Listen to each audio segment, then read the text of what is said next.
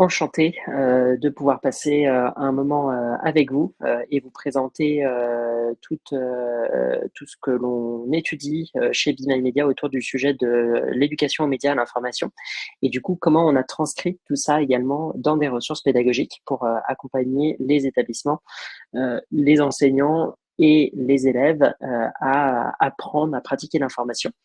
Le webinaire va être décomposé en 3 temps.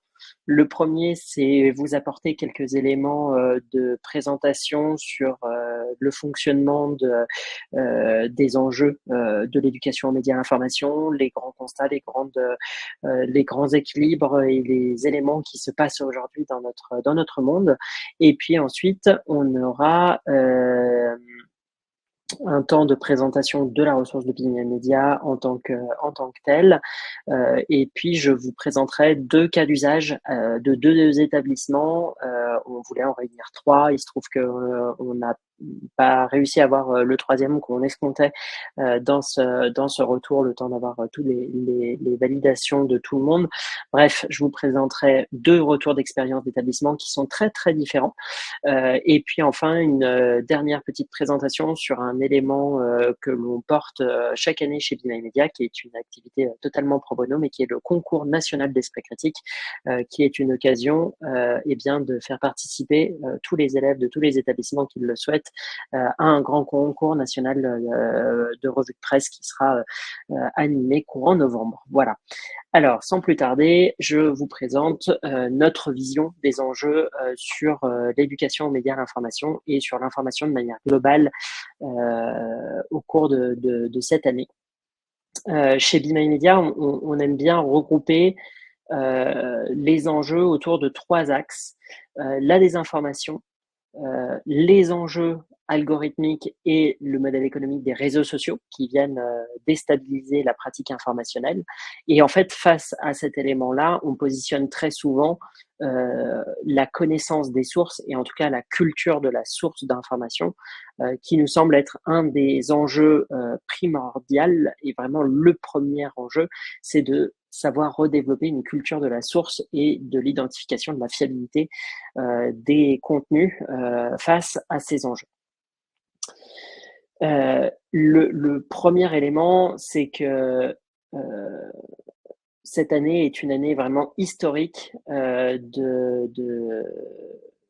en termes démocratiques. La moitié de l'humanité est appelée à voter cette année. Et en fait, on agit dans la société en fonction de l'information que l'on reçoit. Et donc, il y a toute une composante, on va dire, civique et citoyenne de la pratique de l'information qui est éminemment liée à nos démocraties, à nos pratiques démocratiques et à l'animation du débat démocratique qui est effectué par les médias et par l'information. Ça a toujours été le cas, mais au cours des dernières années, l'orientation des contenus, la place des médias dans le débat démocratique a été questionnée, remise en place. Et en fait, on se retrouve dans des années électorales majeures avec des enjeux très forts autour de l'information et de ce qu'il en est fait.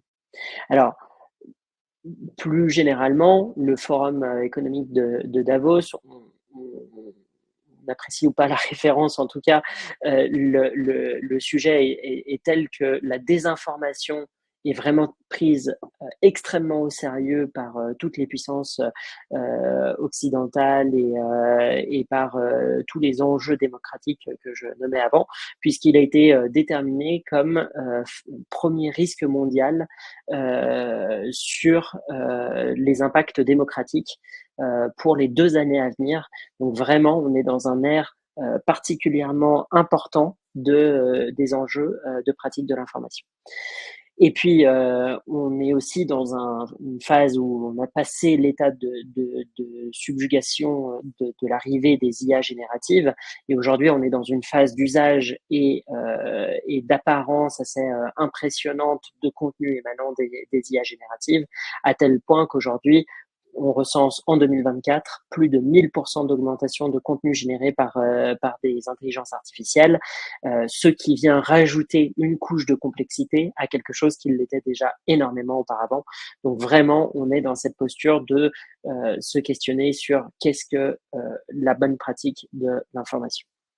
Alors si on continue ce constat, les enjeux démocratiques sont notamment liés à la réception de l'information. Et aujourd'hui, un des vecteurs principaux de transmission de l'information sont les réseaux sociaux.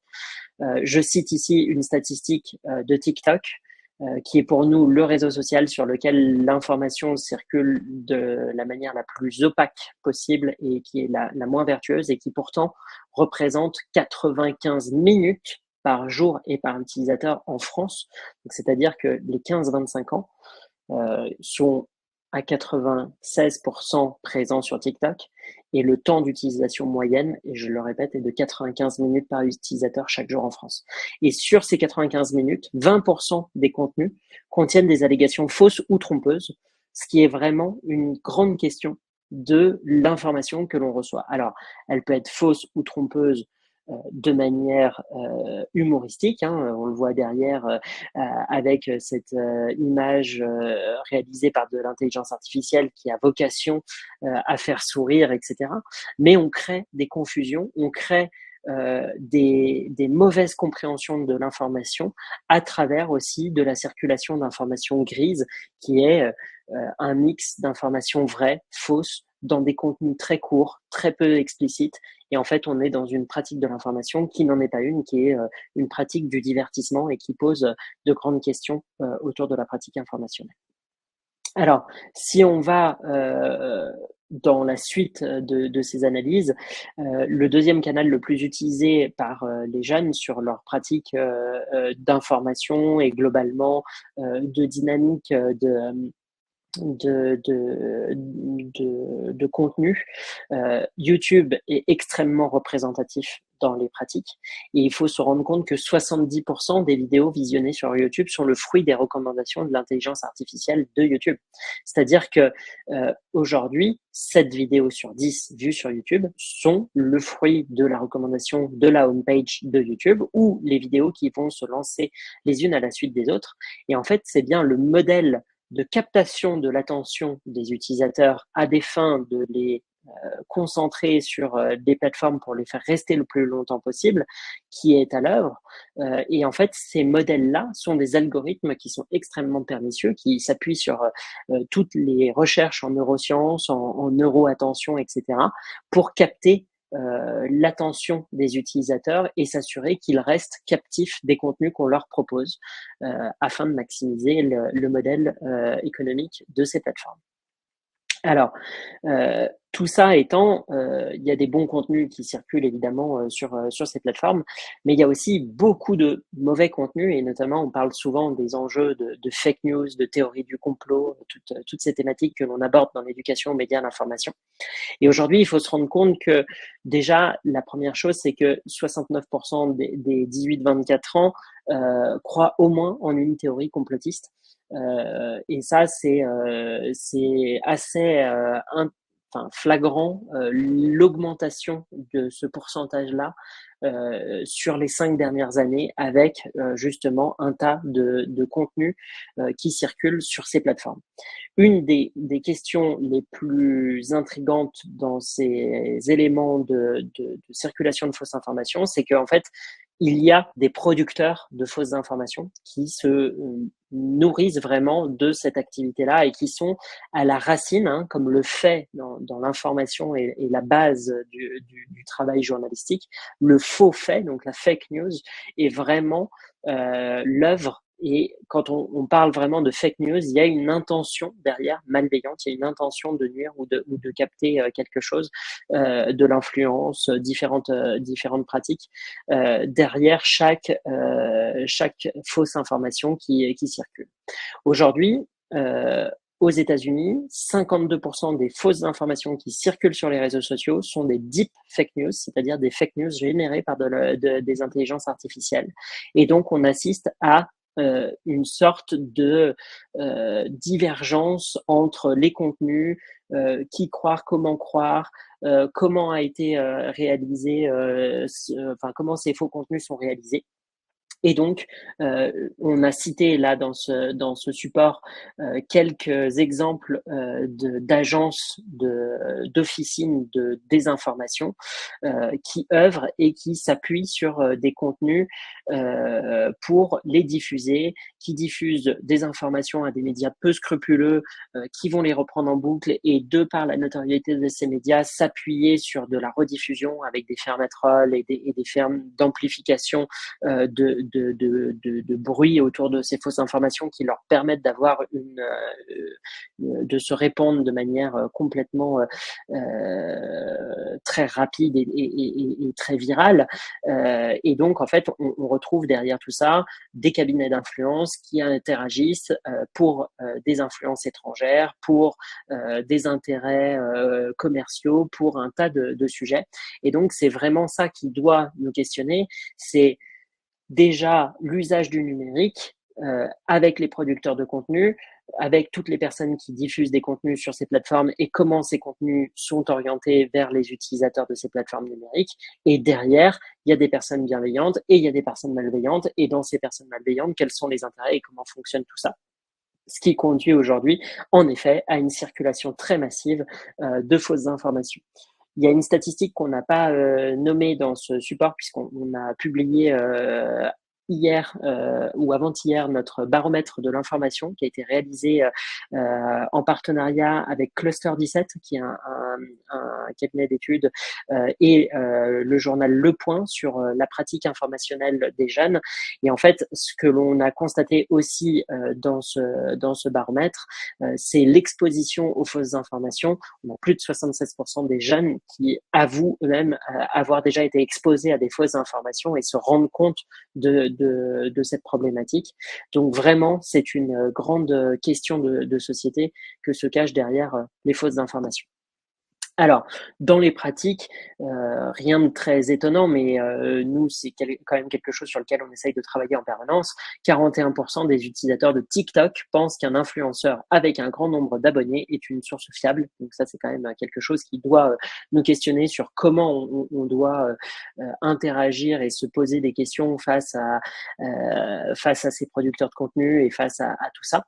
53% des Français partagent des informations sans les vérifications de source. Bon, on pourrait même croire que la statistique est supérieure, donc on a quand même bon espoir que les pratiques informationnelles soient pas si déformées que ça.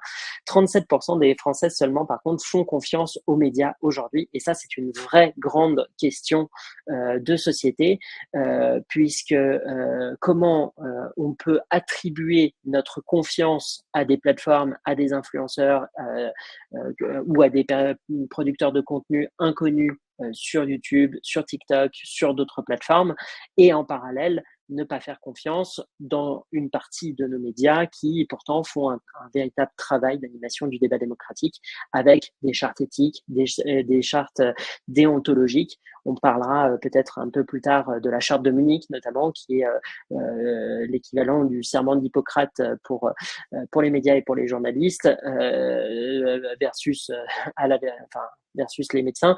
Mais cette charte de Munich est vraiment une charte déontologique sur l'information qui doit être portée aux citoyens. Et en fait, on a quand même un appareil médiatique qui est là pour informer, pour partager plusieurs opinions, pour faire vivre le débat démocratique. Et pour nous, c'est un de nos grands enjeux, c'est de replacer la confiance et la lecture de la presse d'information générale, des médias indépendants en ligne, des producteurs de contenu fiables et sérieux pour permettre d'avoir une animation d'un débat démocratique sain et éclairé. Alors, l'information n'a jamais été aussi accessible, ça c'est évident. On voit tout ce qui peut circuler sur des réseaux, sur des plateformes. Se pose la question de la complexité à recevoir cette masse d'informations et à savoir la maîtriser. On se pose souvent et on nous pose souvent la question de la régulation qu'il peut y avoir vis-à-vis de ces plateformes, notamment au niveau européen, au niveau des algorithmes. Et aujourd'hui, c'est quelque chose qui avance. Il y a des choses qui sont faites sur ces axes-là, avec les IA Act, toutes les réglementations qui vont se traduire dans les droits territoriaux par rapport aux droits européens. Et on avance, mais pas suffisamment pour réguler pleinement les grands acteurs du numérique. Et on voit les taux d'usage qui continuent d'être très importants. Donc face à ce constat, nous, on travaille chez BeMy Media sur le développement des compétences informationnelles et notamment de la curiosité et de l'esprit critique qui nous semblent être deux compétences fondamentales pour affronter le monde d'aujourd'hui et comprendre la société dans laquelle on vit, comprendre, interagir, savoir s'orienter, prendre des décisions, avoir une opinion politique, respecter l'opinion d'autrui, savoir faire la part des choses et nuancer ses propos. Et donc tout ça, on l'aborde dans la question de l'éducation aux médias et à l'information. Alors, le constat, c'est que nous, organismes indépendants, comme il peut y avoir des associations, comme il peut y avoir différentes forces en présence sur les questions d'éducation aux médias et à l'information, notre vision chez BeMy Media, c'est que les établissements ont vraiment un rôle majeur à jouer sur l'éducation aux médias et sur le fait que ça puisse être totalement égal dans la représentation et que ça soit pas quelque chose qui soit fait de manière sporadique ou qui soit adressé à des publics plus qu'à d'autres, etc. Donc, on souhaite vraiment aider les établissements à avoir des outils pour aborder l'éducation aux médias et à l'information de manière la plus construite possible. Donc, pour nous, les éléments clés, c'est construire une solide culture de la source, j'y reviendrai après, permettre de comprendre ces enjeux techniques et économiques à l'œuvre dans les plateformes sociales, qui est vraiment quelque chose qui doit être abordé en même temps que l'éducation aux médias et à l'information. Ça sort de l'éducation aux médias et à l'information, mais c'est en partie de l'éducation au numérique et aux enjeux clés. Et ça doit se faire dans un cadre pédagogique parce que malheureusement, tous les parents n'ont pas aussi la maîtrise absolue des connaissances qui sont rattachées à ces enjeux-là. Et puis, il y a le développement de compétences interpersonnelles, dites de soft skills, si on veut trivialement utiliser l'anglicisme, qui est de développer la curiosité et l'esprit critique pour nous, qui sont des éléments fondamentaux pour former des citoyens libres et éclairés d'agir dans notre société. Alors, la ressource BeMy Media, je vais partager mon écran pour présenter un petit peu plus ce que l'on propose. Je vais me mettre voilà, de manière plus concrète sur les outils que l'on propose. BeMy Media, en fait, on propose une suite de différentes solutions pour accompagner les établissements, les enseignants à faire des cours d'éducation aux médias et à l'information et des ressources pédagogiques directement utilisées par les élèves pour vraiment, dans leur quotidien, apprendre à pratiquer, ancrer des routines de pratique de l'information, être confronté à de l'actualité, lire, comparer, partager. C'est quelque chose qui, voilà, pour nous est très important. Et donc, on a développé un ensemble de solutions qui sera clé pour pratiquer l'information. Donc, normalement, vous voyez mon écran et là, je vais passer sur l'application BeMy Media. Donc, BeMy Media, c'est une application web qui est disponible principalement sur ordinateur pour faire des cours en classe ou pour que les élèves puissent aussi y avoir accès directement, soit sur ordinateur, soit sur smartphone. Les deux sont possibles.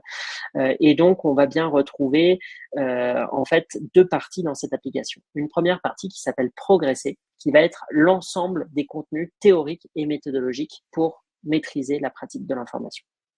Et puis la deuxième partie qui s'appelle S'informer, qui sera la mise en pratique de ces notions théoriques et méthodologiques dans une pratique quotidienne de lecture de l'information.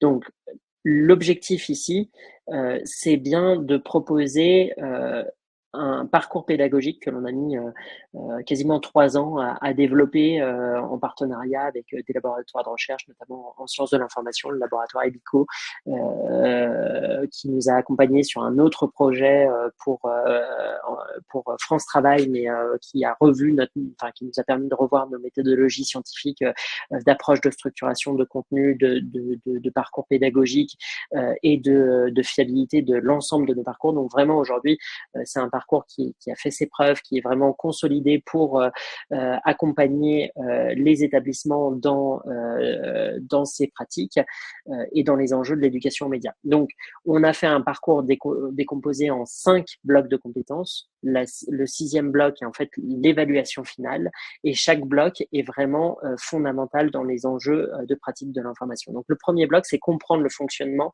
et les enjeux du circuit de production et de diffusion de l'information.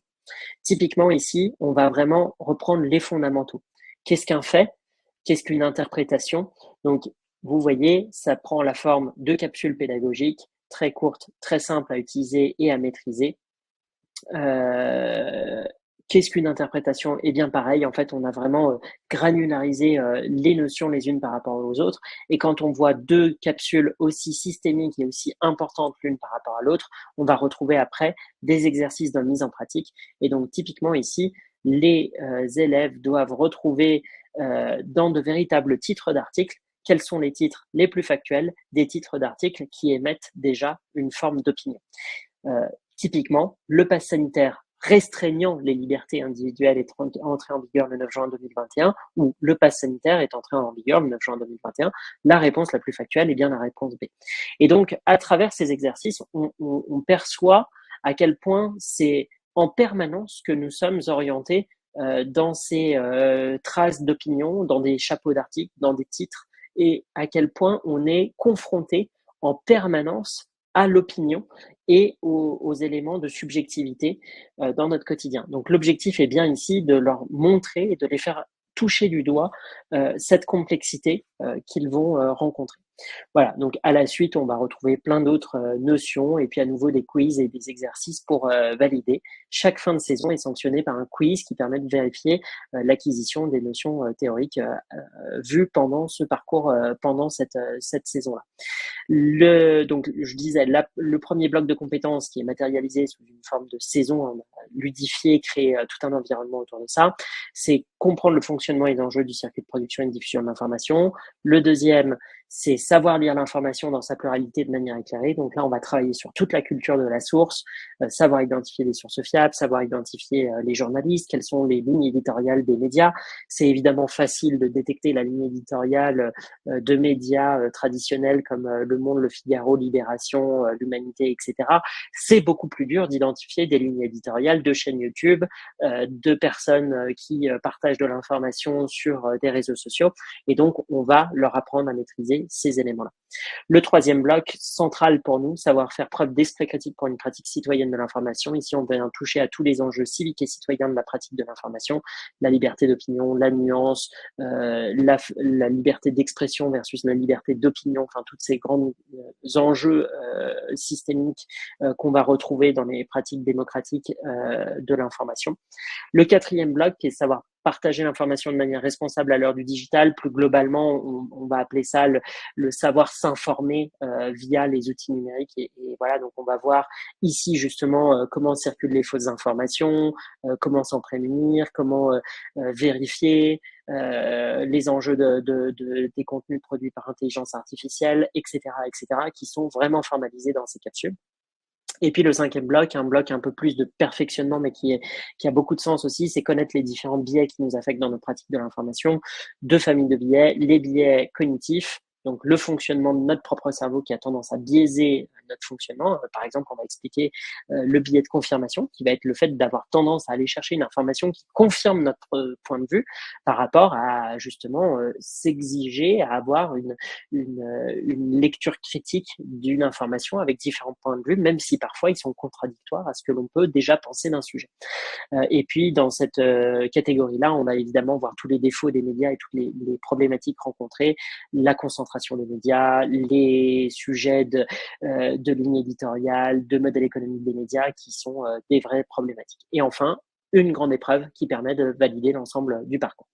Donc tout ça est vraiment le contenu théorique et méthodologique. Vous pouvez l'avoir sous deux formats, soit une progression linéaire, c'est-à-dire que chaque épisode se débloque les uns à la suite des autres, soit des saisons complètement ouvertes qui vous permettent d'aller piocher dans ces différentes saisons les éléments dont vous avez besoin dans un cours, par exemple, d'éducation morale et civique ou autre.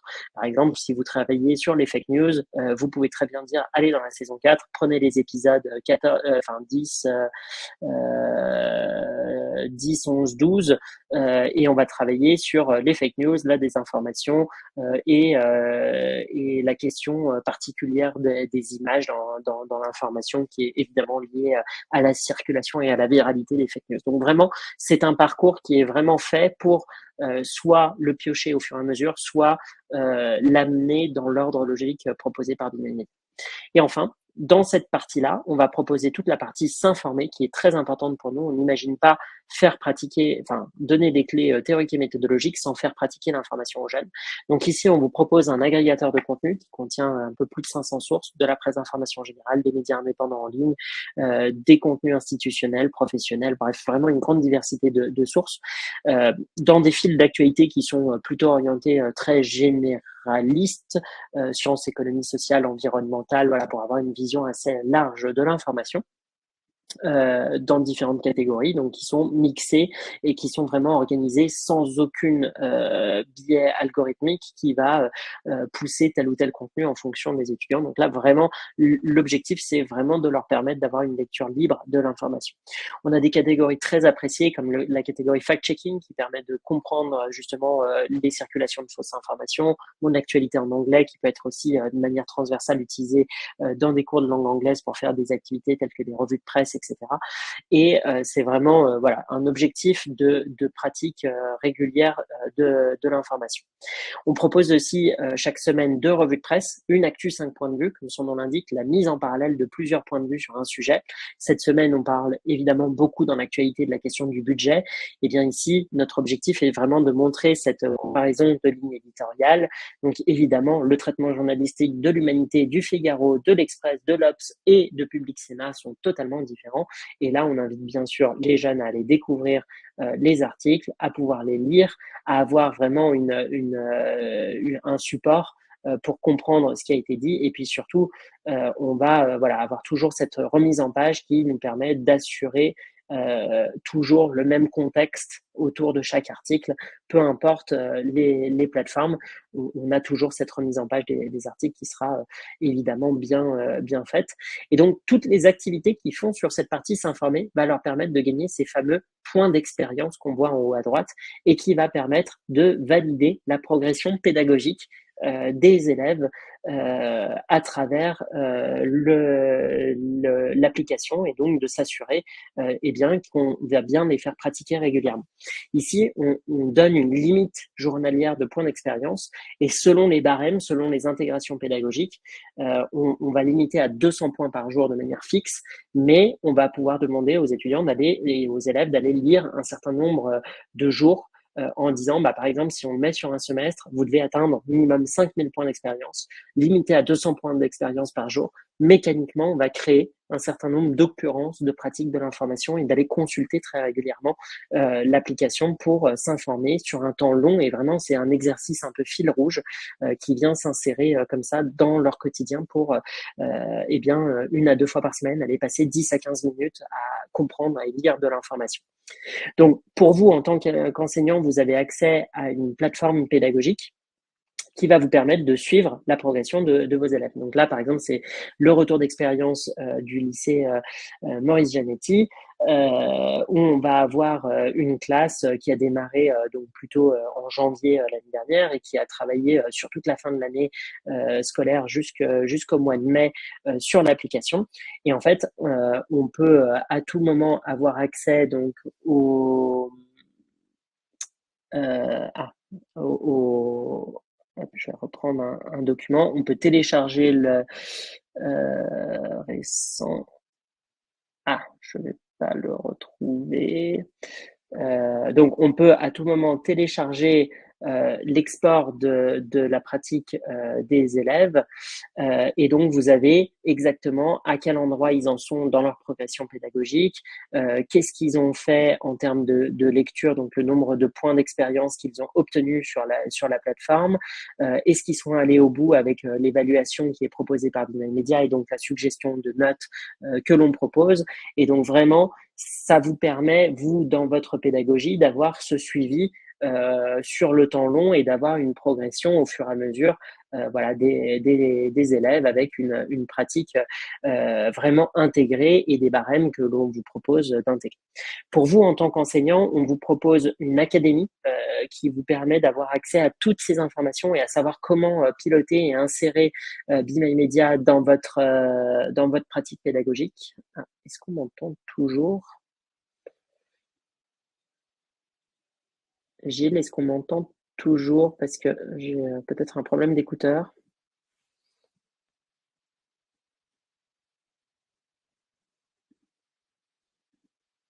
Oui, ok, on m'entend toujours. Super.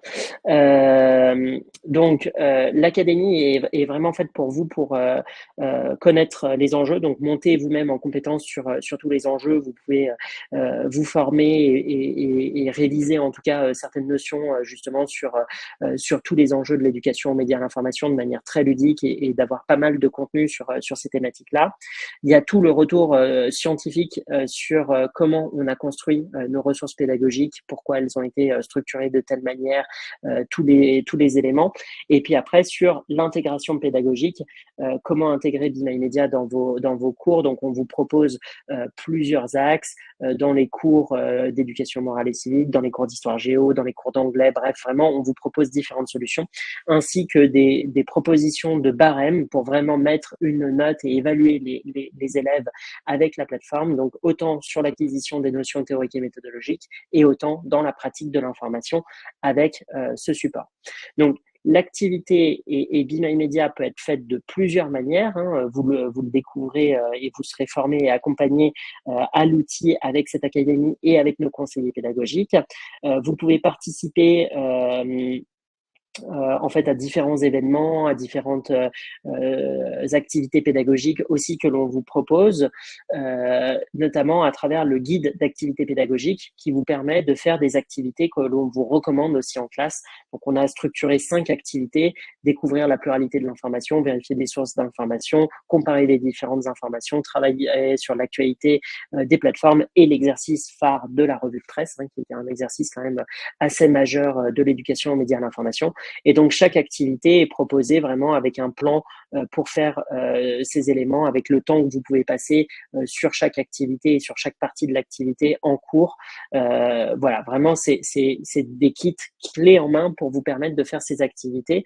Donc, soit vous faites en classe inversée avec les élèves qui lisent les revues, enfin les saisons et des contenus théoriques et méthodologiques avant de venir en cours et vous faites des activités avec la plateforme en cours, soit vous pouvez vraiment faire la découverte des notions et le suivi des saisons en cours et leur faire pratiquer l'information de manière asynchrone en devoir à côté. Donc vraiment, vous pouvez l'utiliser. Il y a vraiment plusieurs façons de l'utiliser et tout ça est donc proposé dans cette académie pour être totalement explicite et totalement clair avec comment cela fonctionne. Je vais revenir sur mon support, si je vous retrouve.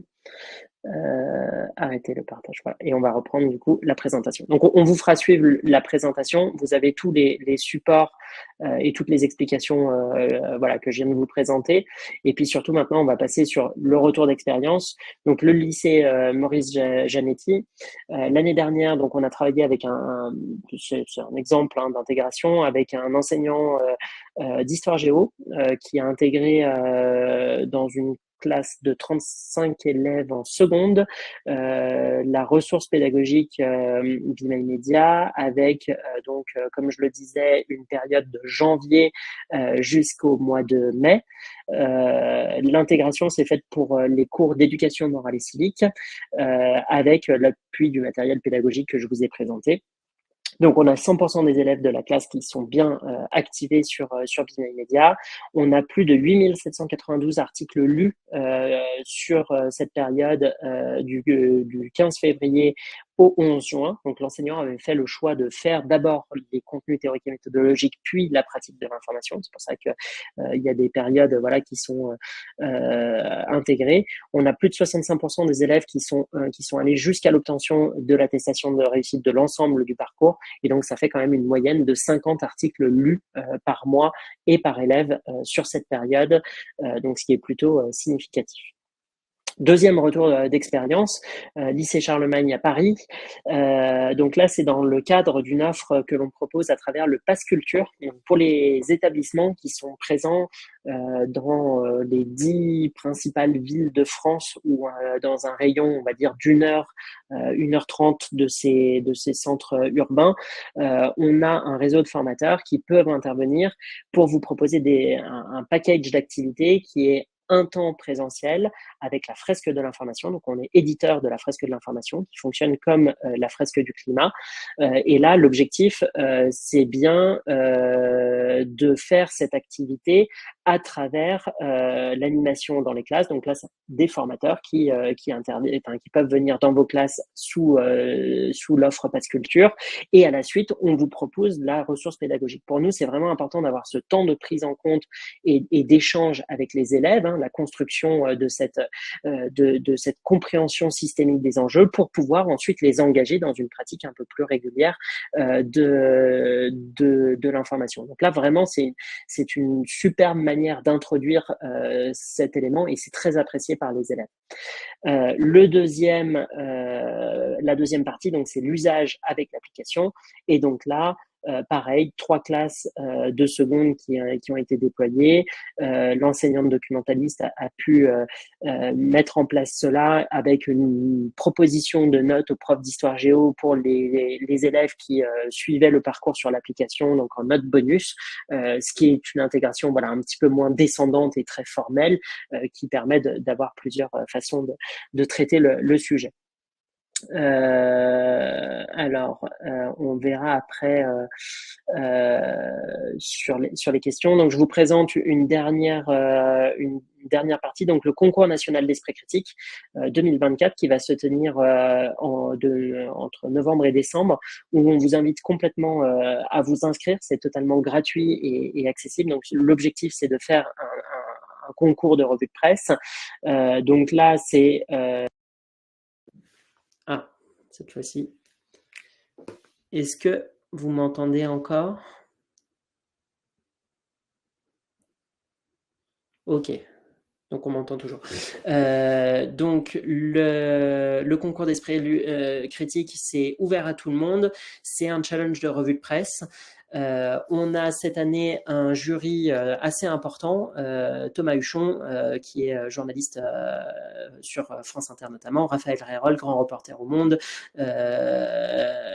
Voilà, on a plusieurs, Bertrand Oliveira, Elsa Vidal, voilà, qui sont tous journalistes et grandement expérimentés, qui permet de faire ce challenge. Donc, on vous fournit toutes les ressources pédagogiques, la méthodologie sur comment réaliser les revues de presse sur l'application. Et donc, il y a un prix par niveau. On a un prix des lycéens, un prix enseignement supérieur, bac à bac plus 3, un prix enseignement supérieur master et un prix coup de cœur du jury qui regroupe tous les concourants. Donc, vraiment, c'est les journalistes qui choisiront les meilleures revues de presse et donc, on vous invite totalement à partager et à être présent sur cet événement qui donne une grande diversité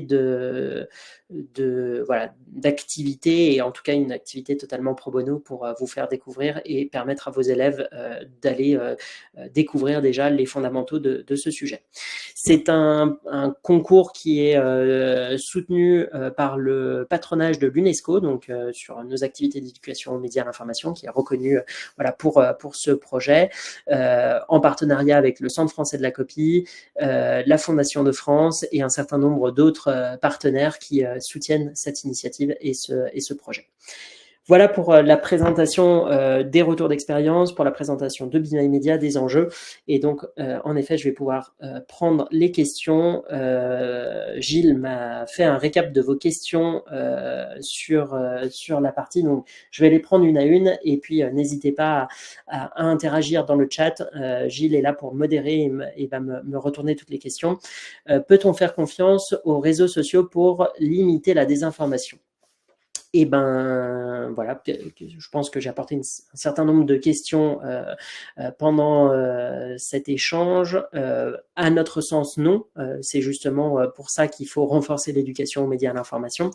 La modération est en partie faite. Il ne faut pas non plus être complètement alarmiste et tout jeter en bloc. On peut avoir une très bonne pratique de l'information sur le numérique. Il y a toutes des questions d'hygiène, de paramétrage, d'éléments sur lesquels on veut faire. On peut très bien suivre sur des plateformes des médias tout à fait sérieux et des journalistes tout à fait sérieux qui permettent d'avoir une très bonne pratique de l'information. Toujours est-il que c'est une question de compétences intrinsèques, de savoir maîtriser ces canaux et de ne pas laisser les canaux choisir ce qu'ils nous distribuent. Donc c'est une grande question et c'est par eux-mêmes, non.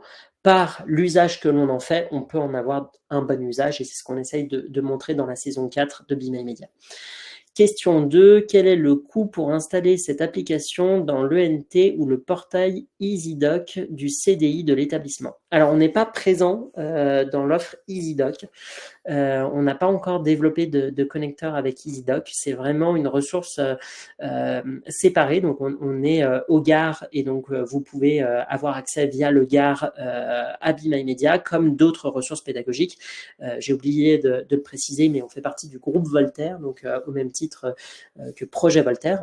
Voilà, on travaille sur 3 piliers de compétences, l'expression écrite, l'expression orale et la curiosité et la culture générale avec Be My Media. Et donc, au même titre que ces plateformes-là, ce sont des licences individuelles qui sont proposées en fonction des besoins de chaque établissement. Quel est le temps nécessaire estimé pour faire l'intégralité des parcours pour un élève? Alors, ça, c'est une bonne question et ça dépend vraiment de l'intégration pédagogique que vous souhaitez en faire. En gros, on recommande un minimum de 5 heures d'utilisation de Be My Media pour faire les 5 blocs de compétences et un peu de pratique de l'information. Et c'est un projet fil rouge qui peut être facilement étendu sur une quinzaine d'heures. Voilà, donc c'est vraiment en fonction de chaque intégration pédagogique, des barèmes que vous choisissez et de l'accompagnement que vous voulez faire. Vous pouvez faire très bien 5 séances d'1 heure pour faire chaque bloc de compétences survolé avec les élèves et entre leur demander de faire des exercices type revue de presse, etc.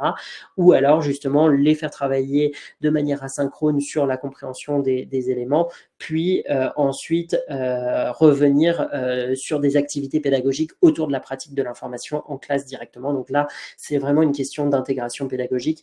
Le minimum pour lequel ça a de l'intérêt, c'est au minimum 3 heures pour faire les blocs 3, 4 et 5 avant de revenir sur des notions de pratique de l'information.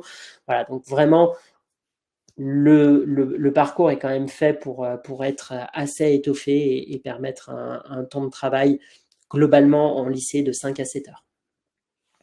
Je voudrais savoir pour quel niveau scolaire, collège, lycée, les ressources que vous présentez sont destinées. Principalement lycée, sur l'application mobile, notamment très adaptée aux cours en seconde via notamment l'angle de l'éducation morale et civique. Pour les collèges, la fresque junior est un outil qui peut très bien fonctionner sur des classes de 4e, 3e. Ça m'arrive d'en animer et de participer de temps en temps sur des fresques sur des collèges. Donc c'est quelque chose qu'on peut envisager. On a vraiment cette version junior qui est raccourcie, qui est vraiment adaptée et qui peut être un bon moyen de commencer à apporter ça. Question 5, Ouest France est présent dans l'agrégateur de contenu.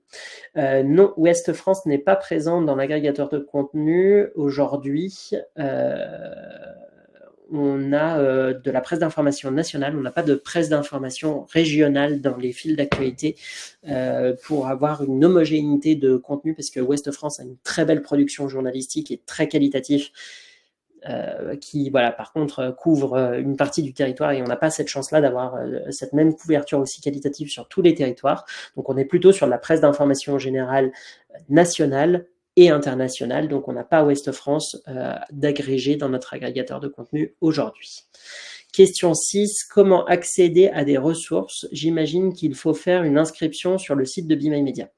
En effet, pour utiliser Be My Media, c'est donc plusieurs possibilités. C'est la même chose qu'un manuel numérique pédagogique d'un autre éditeur plus classique.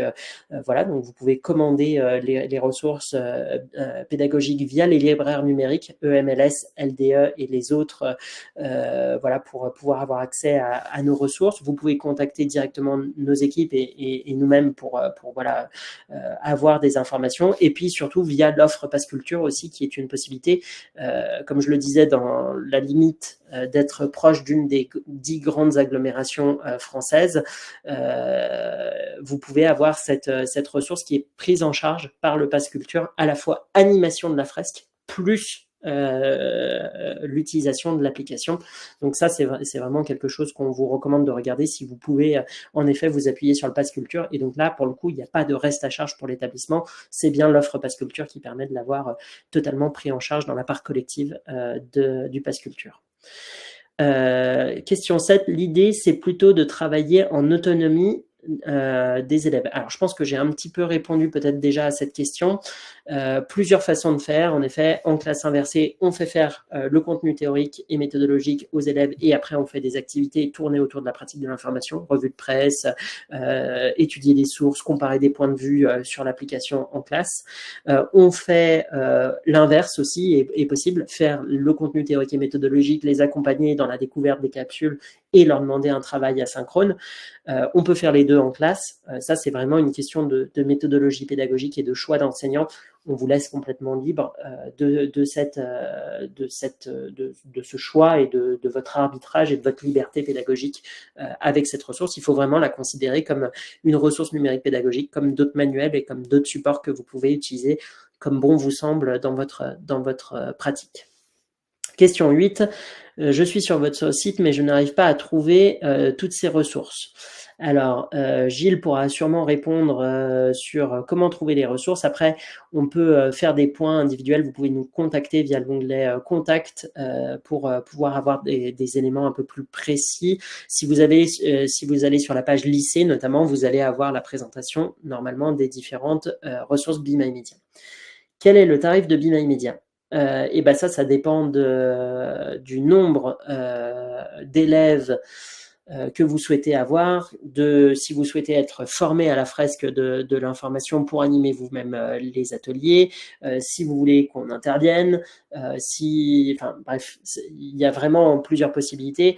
Il faut savoir que une licence pour un élève est autour de 3 à 4 euros par élève, donc on n'est pas sur des gros volumes, enfin sur des très grands prix. Et après, plus on a de volume, plus le prix est dégressif. Donc vraiment, on peut aller, voilà, typiquement pour des classes, c'est un objectif que ça soit quand même atteignable pour la plupart des établissements.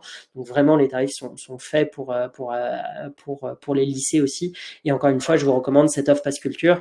J'ai cru voir passer dans la conversation tout à l'heure que des personnes disaient que la fresque de l'information était assez chère pour les établissements. En effet, quand c'est nous qui venons animer une fresque, il y a des coûts de déplacement, il y a des frais de formateur, etc. On ne peut pas forcément le faire. Donc, c'est une offre qui est plutôt faite pour l'enseignement supérieur notamment. Donc, on n'a pas vocation à nous déplacer dans tous vos établissements. Et c'est pour ça qu'on va vous orienter plutôt vers la formation de formateurs en ligne, etc. pour que vous puissiez bénéficier de la fresque de l'information pour pouvoir l'animer vous-même ou à travers, encore une fois, l'offre Pass Culture. Question 10. Tout ça, c'est très bien en collège quand les professeurs documentalistes ont des heures spécifiques dédiées avec les classes. Qu'en est-il au lycée? Alors, on ne travaille pas très peu sur les collèges, mis à part avec la fresque que je disais. Au lycée, c'est souvent les profs d'histoire géo dans l'éducation morale et civique qui vont l'intégrer et l'utiliser. Et donc là, c'est un projet entre l'enseignant documentaliste qui peut faire le back-office, le pilotage et l'utilisation de la plateforme plateforme et guider l'enseignant d'histoire géo notamment pour les cours de MC en seconde typiquement. Après, on a plein de cas d'usage dans d'autres lycées où on va le faire sur des secondes ou sur des terminales pour préparer le grand oral avec un certain nombre d'éléments de culture, de connaissances générales autour de l'actualité, etc. Donc là, vraiment, c'est un travail, un projet d'établissement. Ça, on pourra, lors d'un échange individuel, vous expliquer comment peut-être aborder ces sujets. Évidemment, il faut une coordination pédagogique avec les enseignants qui ont du face-à-face pédagogique sur ces temps-là. 11e question, est-ce que l'intervention sur la fresque de l'information est adaptée pour les élèves de terminale et post-bac? Tarif de la fresque. Alors oui, pour la bonne et simple raison, sur le post-bac, on est à la base, Be My Media est éditeur de ces solutions-là pour l'enseignement supérieur, et après on a décliné des solutions pour les lycées. Donc vraiment, on a des parcours qui sont totalement adaptés pour notamment, je pense, à tous nos confrères qui sont avec des BTS dans des lycées, etc. Donc on a vraiment des offres et des solutions adaptées pour le post-bac, notamment sur en effet les BTS, où ça vient très bien renforcer les cours de culture générale, où on va justement vous proposer des solutions vraiment adaptées pour ça. Le tarif de la fresque, c'est pareil, donc déjà c'est éligible Pass Culture si vous êtes dans un lycée, et les tarifs de la fresque, on vous recommandera plutôt la formation de formateur pour pouvoir vous former à la fresque. Comment accéder à la fresque junior si vous en parlez, et à quel coût? Là, encore une fois, c'est la question de la formation de formateur. Donc la formation de formateur est on vous invite à peut-être reprendre contact avec nous sur les devis. J'ai pas tous les éléments sur le coût des formations de formateurs. Sachez qu'il y a plusieurs façons de faire. Notamment, j'ai vu aussi passer quelques établissements d'enseignement agricole. On a différents formats de formation, intra, inter, à distance. Donc vraiment, enfin, il y a plusieurs façons de voir, et ça sera avec nos conseillers pédagogiques où on pourra vraiment faire des cas un par un avec vous pour vous proposer la meilleure approche et la meilleure construction du projet pour répondre à vos besoins. On fait vraiment en sorte d'être accessible au plus d'établissements possible. Donc vraiment, je pense que pour parler de coûts, il vaut mieux déjà parler du projet pédagogique avec un de nos conseillers, puis trouver le meilleur arrangement, sachant qu'on fera le maximum pour trouver notamment des prises en charge. Enfin, typiquement, ça dépend des régions. Avec les catalogues LDE et EMLS, vous avez des prises en charge par des régions. Dans certains cas, vous avez, enfin, il y a tellement de cas différents en fonction de là où vous êtes, de par quel canal vous utilisez ces ressources, qu'on peut difficilement généraliser des réponses sur ces questions. Question 13. Pour le Pass Culture, quelle rubrique consulter sur le site internet? Ça c'est une bonne question, Gilles. Je crois qu'on n'a pas encore d'onglet Pass Culture sur le site. Par contre, sur le Pass Culture, vous pourrez, enfin sur Adage, vous pouvez retrouver directement Be My Media, et pareil, sinon vous nous faites un message dans le formulaire de contact et on vous présentera les offres Pass Culture. Et on pourra mettre peut-être dans un lien les éléments vers le Pass Culture, ou dans un mail où on vous renverra après le support avec peut-être les informations Pass Culture. Remarque intéressante, donc c'est plus des questions mais plutôt des remarques. Astrid dit, en seconde, il est possible de travailler en SNT qui comporte un chapitre sur les réseaux sociaux et sur les autres enjeux numériques. Tout à fait, c'est vrai. J'en ai pas précisé parce que on travaille beaucoup avec les enseignants en éducation morale et civique, mais en effet, c'est une des vraies possibilités d'aller sur les enjeux de SNT, et notamment avec la saison 4 qui est très orientée sur tous les enjeux du numérique, et donc tout à fait, vous pouvez utiliser la ressource aussi en SNT sur cette partie-là. Remarque d'Élodie, je vous confirme que les profs doc peuvent travailler en partenariat avec les collègues au lycée pour bosser le MI. Merci Élodie, en effet, ça, c'est des projets d'établissement et c'est pas toujours évident, mais on vous recommande et on essaye en tout cas d'encourager ça. Et c'est une super manière de venir aussi vers les enseignants avec une ressource qui permet cet échange et ce double support. Donc en effet, n'hésitez pas à en parler. Puis après, là, vous êtes dans un premier webinaire de présentation. Si vous avez des enseignants dans votre établissement avec qui vous pensez que ça peut être intéressant de le faire, on refait des visios de manière individuelle pour présenter dans chaque établissement le projet qu'on peut faire avec vous. Donc n'hésitez pas à vous appuyer aussi sur nous pour en parler avec vos collègues. Eh bien, écoutez, un merci. Je pense qu'on arrive au bout de cette heure de présentation. Gilles me remonte pas beaucoup plus de questions. Donc, écoutez, je vous remercie. On est monté quasiment une 50aine de participants pendant la conférence. C'est vraiment, ça nous fait chaud au cœur parce qu'on travaille depuis 6 ans sur ce sujet. Vous pouvez télécharger notre baromètre sur l'éducation aux médias et à l'information que Gilles vous a partagé dans le chat et que vous pouvez retrouver aussi sur nos différentes pages. Donc vraiment, on fait un très gros travail depuis bientôt 6 ans sur les ressources pédagogiques pour l'éducation aux médias, sur la compréhension des enjeux systémiques. On travaille en partenariat avec un certain nombre d'éditeurs et de solutions pour proposer ça. On est très bien référencé aussi auprès du Clémy. Donc, n'hésitez pas à parler de Be My Media avec vos conseillers Clémy. Voilà, normalement, la plupart d'entre eux ont connu, ou connaissent Be My Media. On doit avoir du soutien, notamment pour le concours national d'esprit critique via le Clémy. Donc, n'hésitez pas aussi à vous rapprocher de vos référents Clémy pour avoir des points de référence sur Be My Media. Et en tout cas, on est à votre disposition pour échanger, pour parler, pour vous transmettre tout ce qu'on peut vous transmettre sur ce que l'on a développé pendant ces 6 dernières années à travers Be My Media. Merci à toutes, merci à tous. Très bonne journée.